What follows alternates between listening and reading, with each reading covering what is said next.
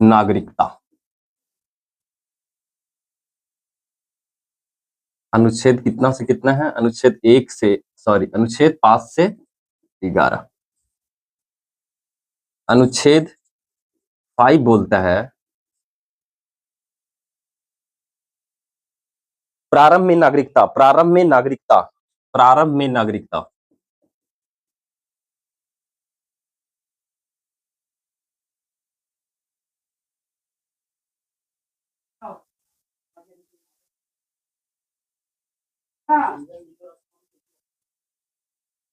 जैसे भारत 1947 में आजाद हुआ तो आपको ऑटोमेटिक क्या था?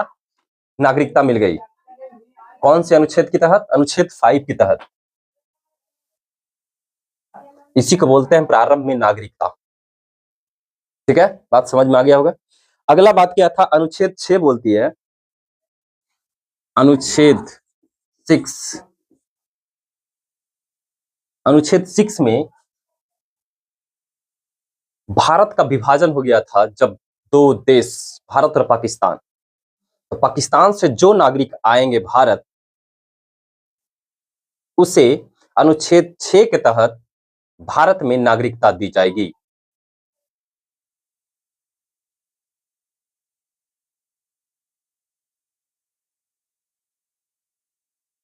पाकिस्तान से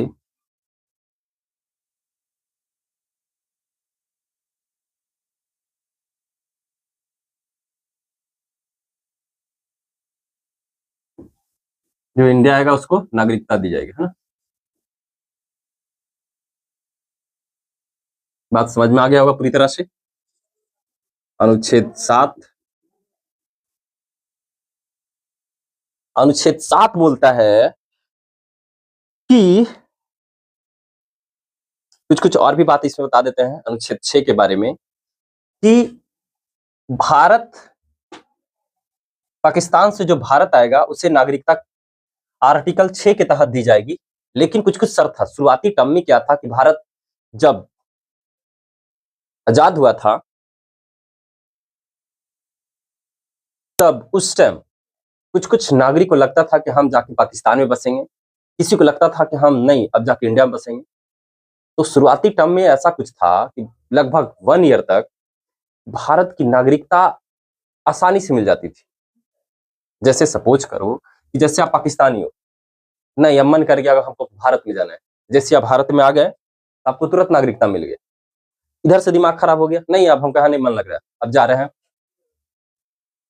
पाकिस्तान, वहां पर ही हमारी खेती है, एक बार खेती करके चलाते हैं, तुरंत भारत के नागरिकता मिल गया। सपोज करो कि आप पाकिस्तानी हो, अब पाकिस्तान से निकला है, भारत आ रहा है, पता चला कि हमारा गमछावा घर छूट गया है पाकिस्तान में, फिर और लेके आ रहे हैं, फिर आपको भारत की नागरिकता मिल जाती। ये सिस्टम लगभग 1 ईयर तक चला। भारत सोचने लगा रे यार ये तो हमारे खिलवाड़ कर रहा है भारत की नागरिकता। फिर एक कानून लाया जिसको बोलते हैं परमिट। क्या आया? परमिट। अभी इसके बारे में थोड़ा समझा देते हैं। क्या फिर आया? परमिट। भारत ने परमिट लाया 19 जुलाई 1948 को। लगभग भारत आजाद कब हुआ था? 15 अगस्त 1947 के, और जो परमिट सिस्टम आई थी 19 जुलाई 1948 को। परमिट कहने का मतलब ये था कि जब कोई पाकिस्तानी, बोल सकते हैं जब कोई पाकिस्तानी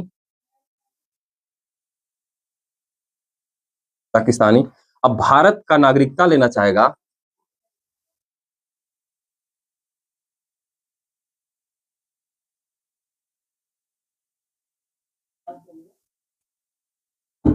तो उसे 6 माह तक इंडिया में रहना होगा।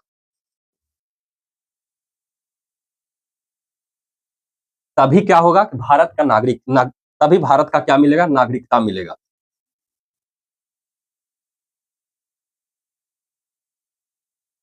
ये बात समझ में आ गया होगा बाबू। परमिट सिस्टम क्या था, शुरुआती टर्म में कैसे भारत की नागरिकता मिलता था, ये बात पूरी तरह से आप लोग को समझ में आ गई होगी। परमिट सिस्टम कब आया? 19 जुलाई 1948 को परमिट सिस्टम आया। तो जब कोई पाकिस्तानी भारत का नागरिकता लेना चाहेगा तो उसे लगभग 6 मंथ भारत में रहना होगा, तभी वो नागरिकता ले पाएगा भारत में। ठीक है। अब कुछ बात और भी, इसमें बहुत सारा चीज है, और भी जैसे इसके बारे में आगे कुछ बात बताने वाले हैं कि ये नियम जो नागरिकता सिस्टम नियम था, परमिट सिस्टम, ये लगभग पता है 1985 तक लागू रहा। समझ रहे हैं बात? 6 महीना तक अगर कोई व्यक्ति आके भारत में रह लेता था, कोई पाकिस्तानी, तो आके भारत की नागरिकता मिल जाता था। नागरिकता संबंधी जो कानून आया था पहली बार 1955 में आया था, लेकिन पहली बार संविधान यानी कि क्या बोलते हैं, नागरिकता संबंधी जो कानून का संशोधन की गई थी 1986 में किया गया था। एक पॉइंट और भी यहां लिख सकते हैं कि भारत में पहली बार नागरिकता संबंधित कानून कब आया था? कानून 1955 में आया था, है ना? कब आया था? 55 में। लेकिन पहली बार संशोधन, नागरिकता में संशोधन पहली बार कब किया गया था? नागरिकता संबंधित संशोधन,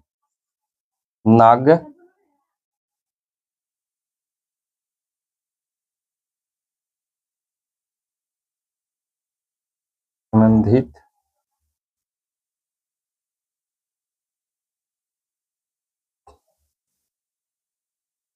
संशोधन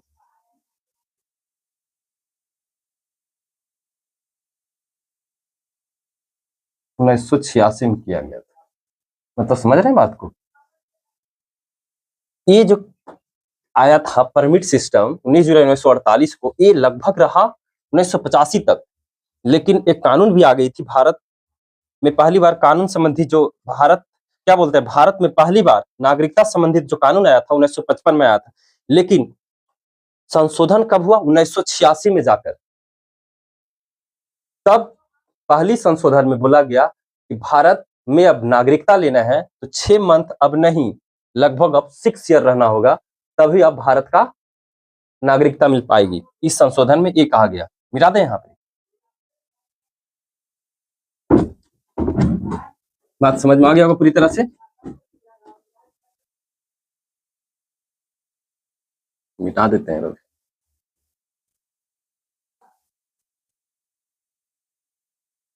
पहली बार संशोधन कब किया गया था नागरिकता में? पहली बार संशोधन कब हुआ था? 1986 में। तब आप 6 ईयर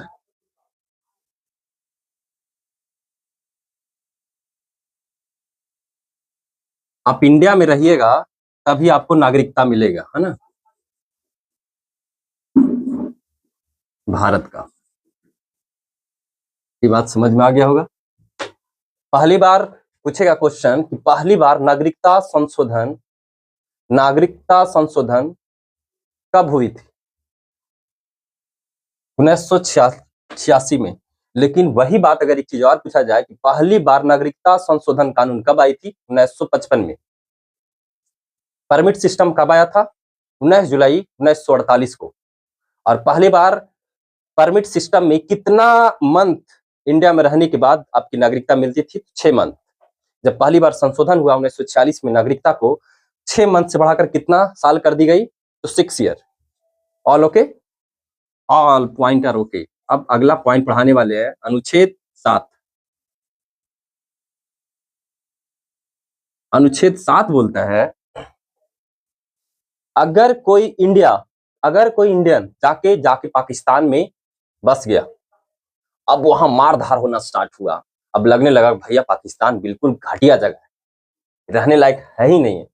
अब वहां के इंडियन को दिमाग खराब हुआ, नहीं बाप अब हम इंडिया जाएंगे।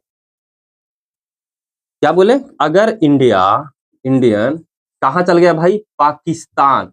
अब फिर जब यहाँ मारधारा स्टार्ट हुआ, अब लगने लगा कि नहीं भाई हमें रहने लायक जगह नहीं, तो फिर वापस कहाँ आया? इंडिया। इसे जो नागरिकता मिलेगी आर्टिकल 7 के तहत,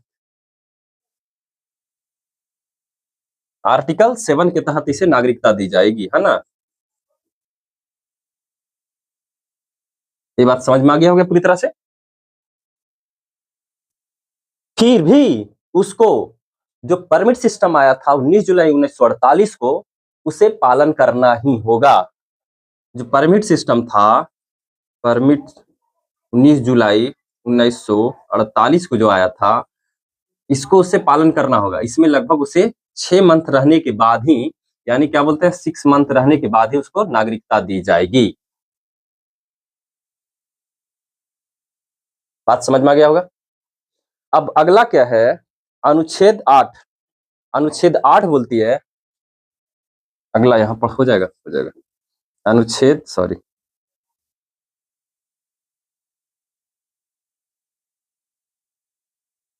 अनुच्छेद 8 बोलता है कि कोई भी भारतीय विदेश घूमने जाए या फिर शिक्षा ग्रहण करने जाए या नौकरी करे, उसकी नागरिकता बने रहेगी आर्टिकल 8 के तहत, यानी कि आर्टिकल 8 के तहत। कहां जाए, विदेश भ्रमण, यहां लिख सकते हैं विदेश भ्रमण, या फिर विदेश में शिक्षा लेने, शिक्षा ग्रहण, या फिर नौकरी करने जाए, तो उसे नागरिकता बनी रहेगी आर्टिकल 8 के तहत। अगर सपोज करो कोई व्यक्ति सऊदी अरब गया है कमाने के लिए, कोई ओमान गया है, अमेरिका गया है, नेपाल गया है, भूटान गया है, श्रीलंका गया है, उसकी नागरिकता बनी रहेगी आर्टिकल 8 के तहत, है ना। और अगर सपोज करो कोई बच्चा एमबीबीएस करने गया है यूक्रेन, सबसे ज्यादा यूक्रेन करने जाता था एमबीबीएस, वहां क्योंकि पैसा कम लगता था। अभी वर्तमान में रूस और यूक्रेन का जो युद्ध चल रहा है, जिसके कारण लोग अभी वहां पर ही उस विदेश में कम जा रहे हैं एमबीबीएस करने। लेकिन कोई कोई बच्चे, बहुत सारा भारतीय क्या करने जाते थे, एमबीबीएस करने जाते थे। कौन सी आर्टिकल के तहत, आर्टिकल 8 के तहत वो जाके क्या करते थे, जाके विदेशों में शिक्षा ले पाते थे, तभी उसका नागरिकता नहीं हटाई जाती थी। समझ में आ गया होगा। आर्टिकल 8 क्या है। अब आर्टिकल 9 है ना, अनुच्छेद 9। अनुच्छेद 9 क्या है, यानी कि अनुच्छेद 9 क्या है, इसके बारे में बताने वाले हैं। अनुच्छेद 8 बोलती है कि अगर आप, यहाँ कुछ कुछ और भी बात बताते हैं, यहाँ पर एक अगला पॉइंट था, अब बाद ही बताएंगे। अगला पॉइंट था कि जब 1998 में भारत में परमाणु परीक्षण की गई थी, उस टाइम अमेरिका भारत पे सेंसेक्स लागू करने का धमकी दिया था। हम कोई भी आपको देश में व्यापार करने नहीं देंगे, रोक लगा देंगे, यहां तक अमेरिका और अन्य देशों में। भारत का पता है उस टाइम जीडीपी कौन बचाया था, जीडीपी कौन बचा पाया था, विदेश में जो नौकरी करते थे वो लोग। विदेश में जो नौकरी करते हैं वो भारत में पैसा भर भर के भेजते हैं, डॉलर विदेश में। और मतलब बोला जा सकता है कि जितना भी हमारा ऑल ओवर वर्ल्ड में जितना देश है, जितना हम लोग भारतीय विदेश में जाकर काम करते हैं और भारत विदेश का पैसा भारत भेजते हैं, उसमें सबसे नंबर 1 कौन है, भारतीय हैं, जिसको बोला जाता है रेमिटेंस। रेमिटेंस के मामले में सबसे नंबर 1 अव्वल में है हम लोग भारतीय। मतलब विदेश में काम करते हैं और सारा पैसा इंडिया में भेजते हैं। विदेश नहीं, इंडिया का खाना खाता है बेचारा लोग, ज्यादा से ज्यादा किया तो 2 महीना 3 महीना अपने फैमिली से मिला, बाकी जाके विदेश में मार पैसा बटोर रहा है काम कर कर। यहाँ तक केरल के अधिकतर आदमी को आप देखिएगा कि पूरा विदेशी में भरल, वहां का एक से एक नर्स, एक से एक एमबीबीएस डॉक्टर, टीचर, ज्यादातर आपको क्या मिलेगा, केरल के लोग मिलेंगे। बिहार के कुछ कुछ जिला है जैसे गोपालगंज, सिवान, ये सब कुछ जिला है जो लगभग विदेश में जाके बसा हुआ है, पूरा एकदम भर भर के पैसा भेजता है। तो ये चीज समझ में आ गया, रिमिटेंस के मामले में सबसे नंबर 1 हम लोग भारतीय है ना। अब अगला पॉइंट पढ़ना है, अनुच्छेद 9। अनुच्छेद 9 क्या बोलता है कि सपोज करो कि आप विदेश में काम करने गए हो और विदेश घूमने गए हो, अब लगने लगा कि हम अब फ्रांस में रहेंगे, इतना पैसा है हमारे पास, अब वहां की नागरिकता ले लिए। या फिर आपको इंग्लैंड गए, अब आराम से जाके इंग्लैंड की नागरिकता ले ली, तो आपको ऑटोमेटिक जब किसी देश का आप नागरिकता ले लीजिएगा तो भारत की नागरिकता आपको खत्म हो जाएगी।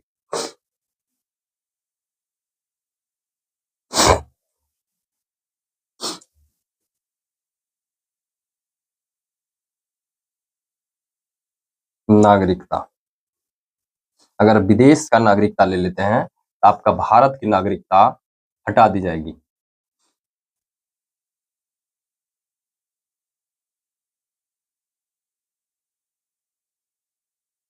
सपोज करो कि सानिया मिर्जा जाके पाकिस्तान में शादी की, अब वहां के जाकर नागरिकता ले लेती, क्या था, भारत का उसका नागरिकता हटा दी जाएगी, हटा दी जाती। लेकिन सानिया मिर्जा निकली चला कि साला पाकिस्तान तो रहने लायक नहीं, हम अपना भारत की नागरिकता क्यों हटाएं। भारत की नागरिकता नहीं हटाई और अभी क्या हो गया, उसका डिवोर्स। क्या वो भारत की नागरिकता उससे हट गया होगा? नहीं, क्योंकि विदेश की नागरिकता नहीं ली थी। यही कारण क्या है, उसका भारत की नागरिकता बचा हुआ है। ये पॉइंट आप लोग को समझ में आ गया होगा। और एक चीज और बोलते हैं कि अगला पॉइंट बताने वाले हैं, अगर सपोज करो क्या सानिया मिर्जा के बच्चे का नागरिकता मिल पाएगी, क्योंकि एक चीज और था, आर्टिकल हमें जो नागरिकता संबंधित जो कानून देती है, लगभग 5 प्रकार से हमें नागरिकता मिलती है इंडिया का। जन्म के आधार पर, वंश के आधार पर, अर्जित भूमि के आधार पर, और अगला जो पॉइंट है पंजीकरण और देशीकरण के आधार पर हमें नागरिकता दी जाती है। तो क्या सानिया मिर्जा के बच्चे का नागरिकता इंडियन मिल पाती? यस, मिल पाता। नागरिकता कानून ये बोलती है कि अगर आपकी माता या पिता में से कोई अगर भारतीय है, अगर उसका बच्चा विदेश में जन्म मिले या फिर इंडिया में जन्म ले, तो उसकी नागरिकता दी जाएगी। अब यहां पर एक पॉइंट और समझ में आता है, उसका बच्चा पाकिस्तान की भी नागरिकता ले सकता था। हाँ, ये भी हो सकता था। उसका पिता क्या था, पाकिस्तानी थे। पिता के आधार पर पाकिस्तान का नागरिकता ले सकता था और माता के आधार पर भारत की नागरिकता ले सकता था, लेकिन नागरिकता उसे एक ही लेना पड़ता। समझ में आ गया होगा पूरी तरह से बात। अब पढ़ाने वाले हैं आर्टिकल 10। आर्टिकल 10 बोलता है, आर्टिकल 10 बोलता है आपका नागरिकता जब तक बना रहेगा तब तक कोई आप देशद्रोही काम ना करे।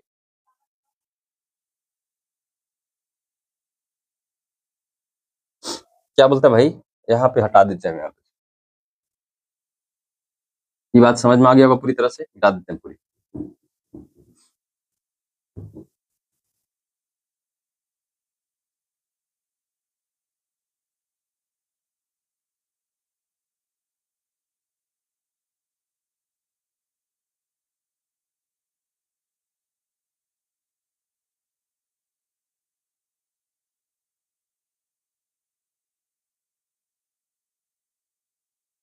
है ना। अब पढ़ना क्या है, अनुच्छेद 10। अनुच्छेद 10 बोलता है कि आपकी नागरिकता जब तक बनी रहेगी तब तक और आप कोई देशद्रोही काम नहीं करें। जैसे कि आप एक एग्जांपल देकर बताते हैं, भारत के खिलाफ आप कोई ऐसा काम करिएगा, जैसे भारत के खिलाफ एक आतंकवादी बन जाते हैं, आपकी नागरिकता हटा दी जाएगी। भारत के खिलाफ ऐसा कुछ काम करते हैं जिसके तहत आपकी नागरिकता हटा दी जाएगी। इसमें लगभग 3 सिस्टम आता है ना। आपके पास जब तक देशद्रोही काम न करे, या फिर पागलपन, या फिर दिवालिया, आपके पास अगर ये 3 काम करते हैं तो भारत की नागरिकता हटा दी जाएगी। एक देशद्रोही काम,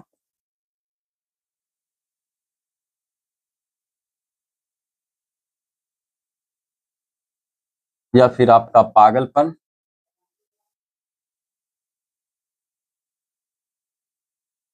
या फिर आपका दिवालिया निकल जाए।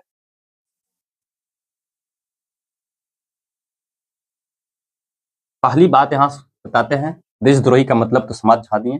पागलपन, अब पागलपन इंसान को भारत का नागरिकता देने से भी क्या फायदा है, उसको कुछ समझ में आएगा? तो उसको ऑलरेडी ऐसे ही नागरिकता हट जाती है।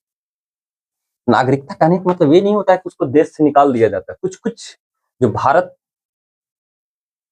का क्या बोल सकते हैं, भारत का जो कानून व्यवस्था है जिसके तहत आपको सुविधाएं दी जाती है, उस सुविधा को हटा दिया जाता है। जैसे आपका अगर सपोज करो कि दिवालिया निकल गया, दिवालिया कहने का मतलब क्या होता है, आप इतना कर्ज ले लिए हैं, कर्ज को आप चुका नहीं पाइएगा। जैसे विजय माल्या, ललित मोदी, ये सब क्या किए, भारत से इतना कर्ज ले लिए। अब कर्ज लेने के बाद क्या हुआ, अब वो चुका नहीं पाया, अब क्या करना पड़ेगा उसको, देश छोड़कर भागना होगा। जैसे वो देश छोड़कर भागेंगे, सपोज करो कि अभी विजय माल्या जाके अमेरिका थी इंग्लैंड में जाके बस गया, तो उसको ऑटोमेटिक क्या हो गया, नागरिकता खत्म हो गया। ये बात समझ में आ गया होगा। अब पढ़ना है अनुच्छेद 11। अनुच्छेद 11 क्या बोलता है कि कानून से संबंधित, नहीं, नागरिकता से संबंधित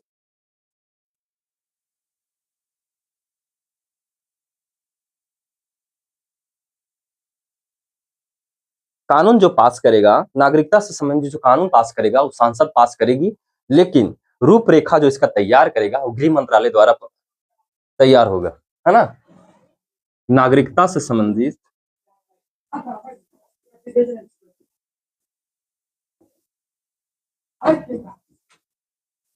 कानून कौन पास करेगा, सांसद पास करेगा।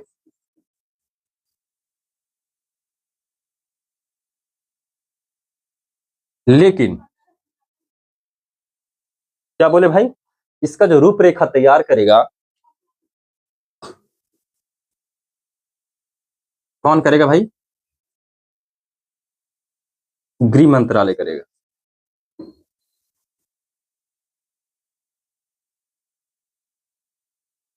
बात समझ में आ गया होगा, है ना।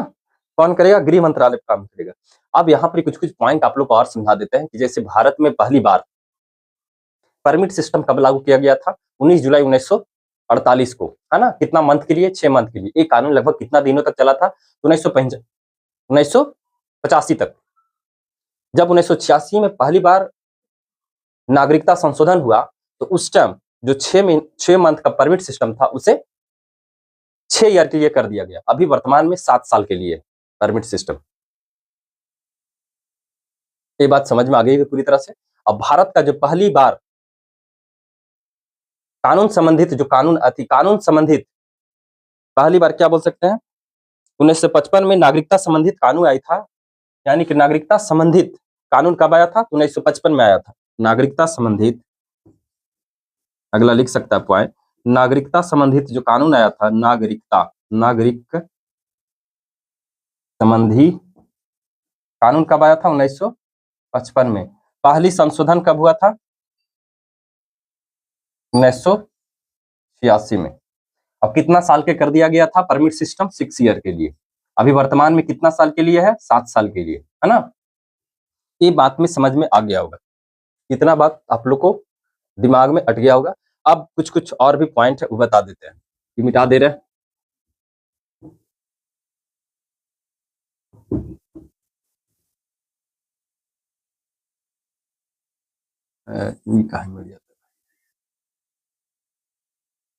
जैसे भारत की नागरिकता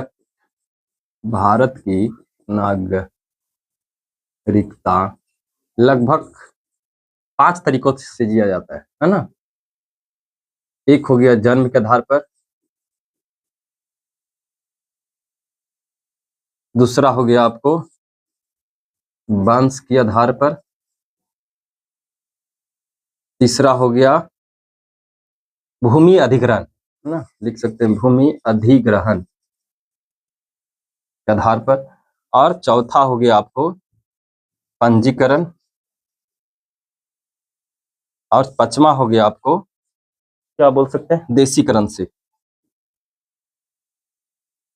देशीकरण के आधार पर। अभी पांचों का मतलब समझाते हैं। जैसे जन्म के आधार पर नागरिकता कैसे दी जाती है, जैसे हमें जो मिला होगा नागरिकता वो जन्म के आधार पर मिला होगा, क्योंकि हमारा माता और पिता क्या थे, भारतीय थे, जिनकी आधार पर हमें नागरिकता दी गई। वंश का आधार कहने का मतलब होता है कि सपोज करो कि आपकी माता या पिता में से कोई भी व्यक्ति विदेश में जाकर बस जाते हैं या फिर विदेश में जाकर शादी कर लेते हैं, आपको वहां जन्म होता है, तब आप भारत का नागरिकता आपको मिल जाएगी। तो नागरिकता कब दी जाती है, लगभग आपका एज 18 साल हो जाना चाहिए। कितना होना चाहिए भाई, एज 18 साल, तो भारत का आपको नागरिकता मिल जाती है। उसके आधार पर आपको नागरिकता मिलेगी।